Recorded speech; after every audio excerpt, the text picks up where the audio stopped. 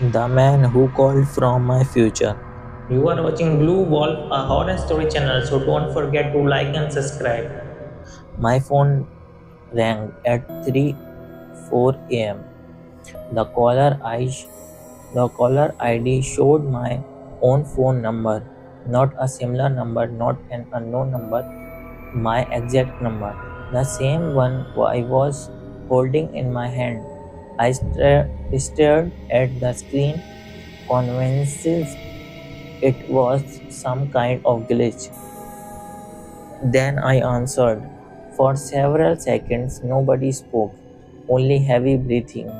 Then a voice whispered, "Don't open the basement door." The voice was mine, exactly mine, and before I could respond, the caller added something that made my blood run cold. He already inside the house. The call disconnected. My name is Ethan Reed. I was 26 years old when this happened. I lived alone in a rented farmhouse nearly 20 miles from the nearest town. The place was not ancient. It was not famous. Nobody claimed it was haunted. I rented it because it was cheap. That should have been my first warning. The farmhouse sat beside endless fields of corn. No night birds, no traffic, no city's light, just darkness. Just darkness. The kind of darkness that swallows everything. When the call ended, I checked every room, kitchen, bathroom, living room, nothing. The house was empty. I even checked outside. No footprints, no sign of anyone nearby. Eventually, I convinced myself it was a prank. I went back to bed. Then I heard it thump from below the basement. A single heavy impact, like something had fallen. I sat upright. Another thump and chewed through the floorboards. I remembered the warning. Don't open the basement door. A nervous laugh escaped me. Why was I actually listening to a random phone call?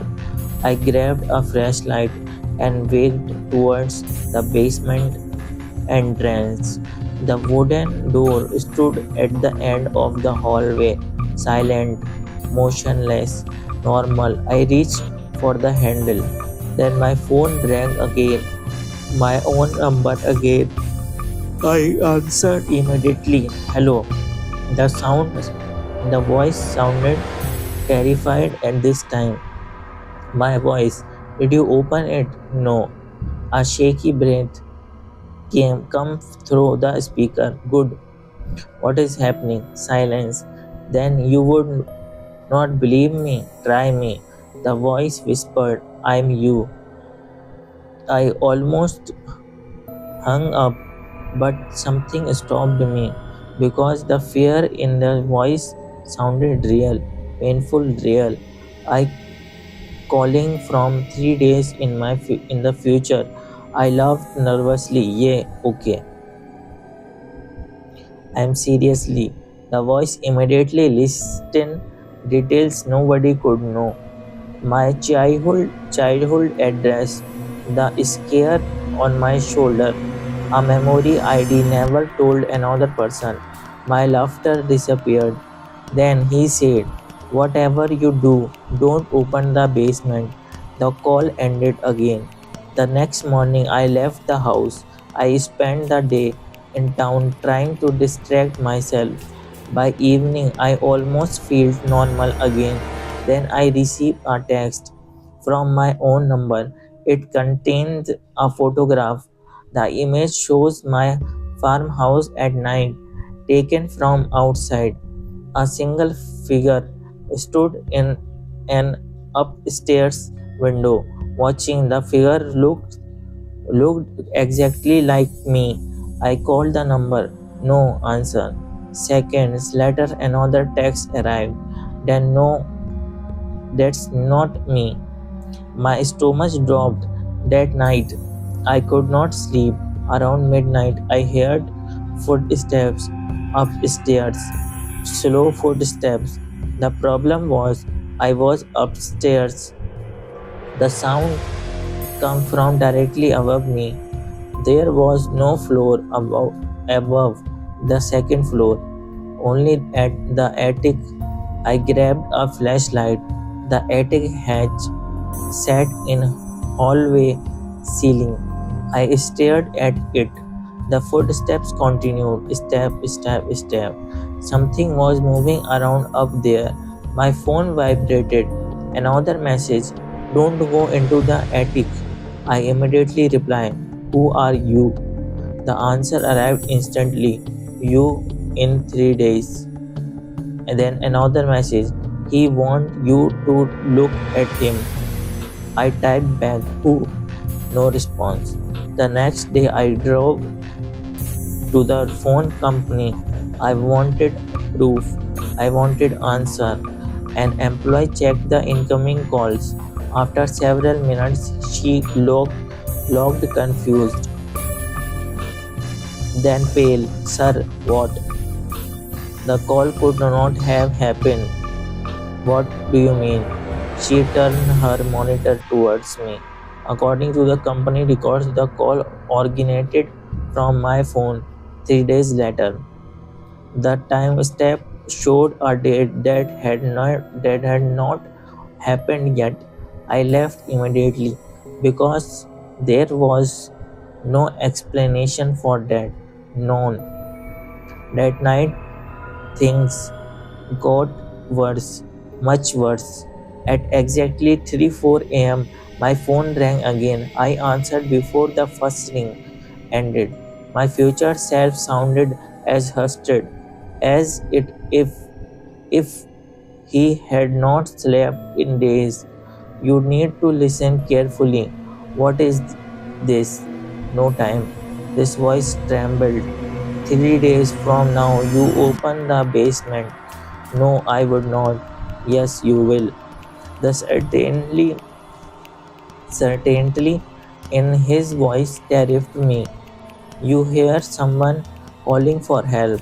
I slowed. Who? You? Silence. Then he continued. When when you hear your voice from downstairs, don't answer. Every hair on my body stood up.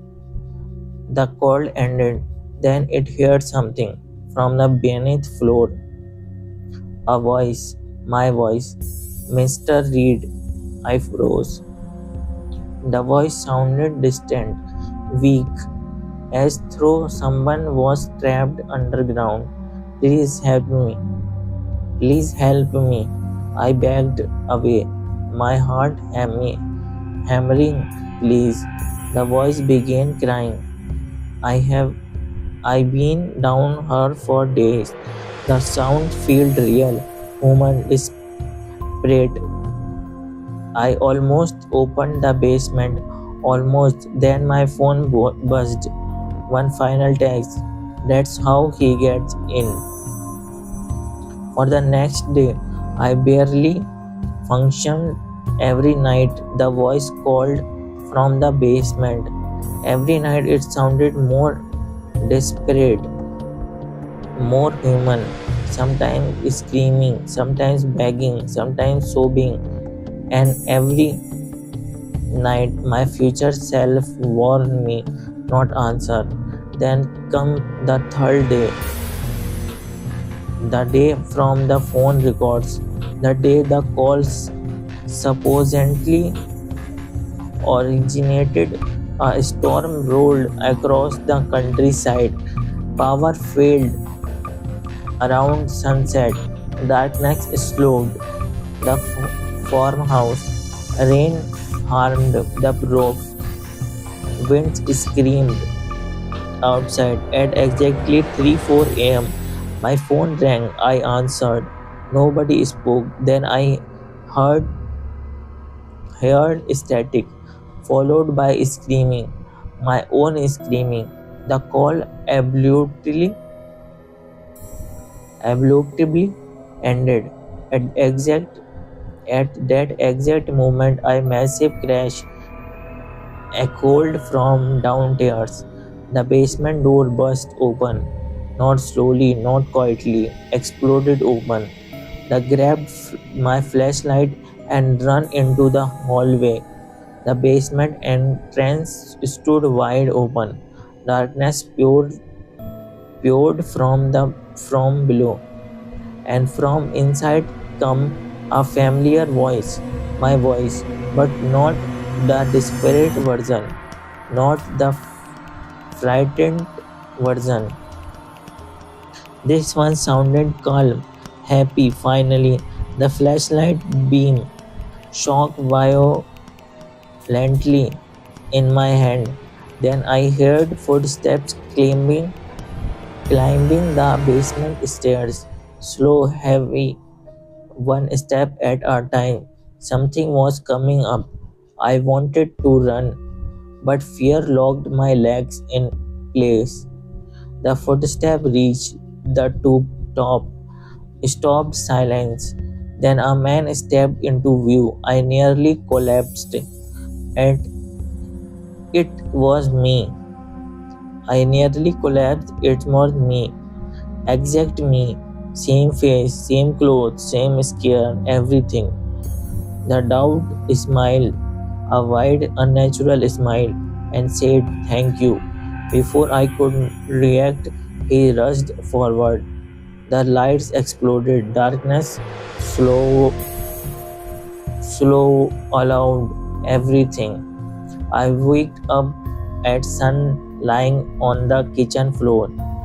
The storm was gone. The basement door was closed. Everything looked normal. For a moment, I wondered if it had all been a nightmare. Then my phone rang. The caller ID showed my number. I answered.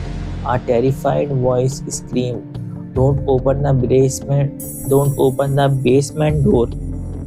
It was me, the same frightened voice from the first night, the voice from 3 days in the future. My blood turned cold because I finally understood. I was not speaking to my future self anymore. I was speaking to my past self. The cycle had already happened. The thing from basement had already escaped, and somehow it had taken my place. I slowly walked into the bathroom, looked into the mirror. The reflection smiled. I was not smiling. The reflection leaned closer to the glass, then and whispered, "3 more days." The phone slipped from my hand because for the first time, the voice in the mirror was not mine.